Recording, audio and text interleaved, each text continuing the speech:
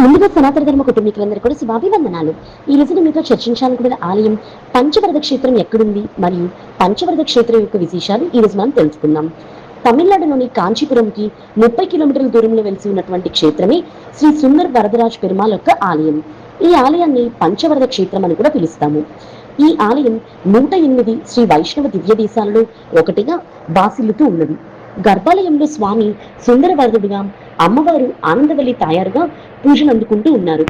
గర్భాలయంలో మూలమూర్తి ఆసీన, స్థానక, శయన భంగిమల్లో 3 మూర్తులుగాను మనకు దర్శనమిస్తూ ఉంటాడు.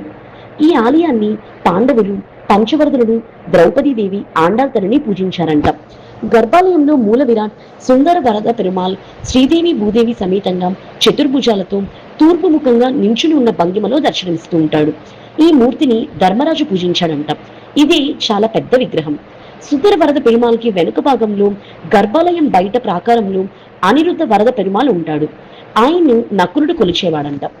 అదే ప్రాంగణంలో దక్షిణాభిముఖంగా అచ్యుత వరద పెరుమాళ్ కొలువై ఉన్నాడు. ఈ స్వామిని అర్జునుడు ఆరాధించేవాడు. ఆలయ ప్రాంగణంలో ఉన్న మరొక ఉపాలయంలో ఉత్తరాభిముఖంగా కళ్యాణ వరద పెరుమాళ్ ఆదిశేషుడి మీద ఆసీనుడై దర్శనమిచ్చేవాడు. ఈయన్ను సహదేవుడు సేవ తీర్చుకున్నాడు. ఈ మూర్తిని సేవిస్తే వివాహ సమయంలో ఆటంకాలు ఏర్పడుతూ ఆలస్యం అవుతున్న వారికి 5 రోజుల్లో వివాహం జరిగి తీరుతుందంట. గర్భగుడిలో మూలమూర్తిని దర్శించుకుని బయటకు వచ్చిన తర్వాత ప్రదక్షిణ మార్గంలో 3 వరదమూర్తులు దర్శనమిస్తారు. గర్భాలయంలో స్వామితో కలిపి 4 వరదరాజ్ పెరుమాళ్ ఆలయం దర్శనం ఇక్కడే మనకు పూర్తవుతుంది. గర్భగుడి చుట్టూరా ఒక్కొక్క స్వామికి చిన్న చిన్న ఉపాలయాలుగా వెలిసి ఉండడం అత్యంత విశేషం. ఆలయ ప్రాకారంలో ఉన్నటువంటి ద్రౌపదీదేవి సేవించుకున్నటువంటి ఆండాల్ తల్లిని కూడా దర్శనించుకోవచ్చు. ఆవిడే ఆనందవల్లి తాయారు. ఇక్కడి గోదాదేవి ఉత్సవ విగ్రహాన్ని కూడా మనం దర్శనం చేసుకోవచ్చు. ఆలయంలోని 2వ అంతస్తులో వైకుంఠ వరద పెరుమాళ్ సుఖాసనుడే దర్శనమిస్తాడు. సాక్షాత్తు భీముడు ఈ వైకుంఠ వరద పెరుమాల్ని పూజించారంట. ఇక ఇదే అంతస్తులో కృష్ణార్జునుడు నవనారాయణులుగా వెలిసి ఉన్నారు. అలాగే యోగ నరసింహస్వామి, లక్ష్మీ వరాహస్వామి కూడా మనకు దర్శనమిస్తూ ఉంటారు. ఆలయం 3వ అంతస్తుకు చేరుకుంటే ఇక్కడ గర్భాలయంలో శేషశైనటువంటి రంగనాథ స్వామి దర్శనమిస్తారు.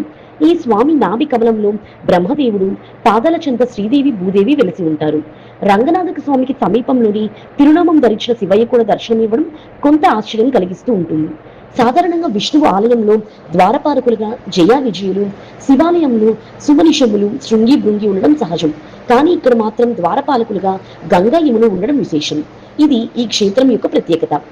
ఆలయం నగరం నుంచి, కంచి నుంచి కేవలం 1 గంట ప్రయాణంతో ఈ పంచవరద క్షేత్రాన్ని దర్శించుకోవచ్చు. మరి తెలుసుకున్నారు కదా పంచవరద క్షేత్రం యొక్క విశేషాలు. ఈ వీడియో చేసినందుకు కూడా కృతజ్ఞతలు.